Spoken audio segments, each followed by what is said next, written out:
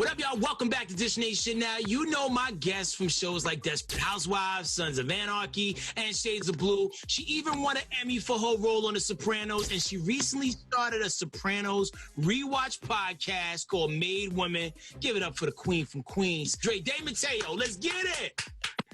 Queen from Queens. That's the only girl I ever need. Thanks. Now, I would imagine, even in the Hollywood world, there are famous stars and celebrities that are big fans of The Sopranos. Who shocked you the most that was a fan of the show that you could have never guessed? We were backstage at a Rolling Stones concert, and Mick Jagger told me that he would have all of the episodes flown into him on the tour bus. Before they were even airing, they were sending them to the Stones so they could watch them, as they were airing, I guess, because they couldn't get HBO or whatever on the bus. Where do you keep your Emmy? I was afraid to win the Emmy. I was afraid that when you win an Emmy for playing a New York character with a heavy accent, that you'll never work again. This is where my mind went, because now you are emblazoned in people's psyches and memories as someone who can only talk like this. You're going to be typecast. You're only going to play in Italian. You're going to be typecast as stupid and as Italian, and all these different things that came with it for someone who was a kid. I was still young. I still took my career in this precious kind of serious way. So I was scared. I left that in the bathroom in my house for a long time. Has it been upgraded now? Is it now at least in the nice bathroom, the master joint? I left it in the bathroom for years, man, and now now that I'm a mature adult and mother of two, it's in my office, but it's not propped up anywhere. It's actually down on a small table on the ground on some books. It's on some books now.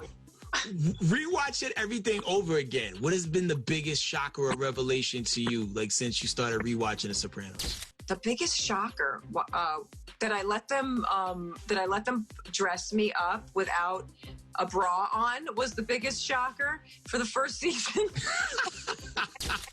Now, for years, they've been talking about the possibility of some level of a Sopranos reunion. I know it's kind of hard to do because we have lost some key players.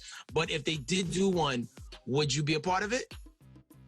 Oh, if they would have me, of course. I will chase him down myself, David Chase, begging at his doorstep. I'd have to play, I don't know. There's really no one for me to play. How would you write, maybe you survived in some weird way? Well, you never know. Now, the podcast is called Made Women. If people want to go check it out, where can they go? Anywhere you get your podcast. It's called Made Women. You can check us out on Instagram to find us at Made Women Pod. And the main reason to come to the show for a lot of the younger folks is we're filthy. We're not just some normal blah, blah, blah. Let's talk about it scene by scene. We go through it hardcore and we analyze it like crazy people. It's like Dr. Phil and Betty White. Yo, I love it. I love it. Drea De Matteo, God bless, continued success. And I can't wait to see where you put your next Oscar and Emmy and the next thing that you do. We throwing that to the universe, okay?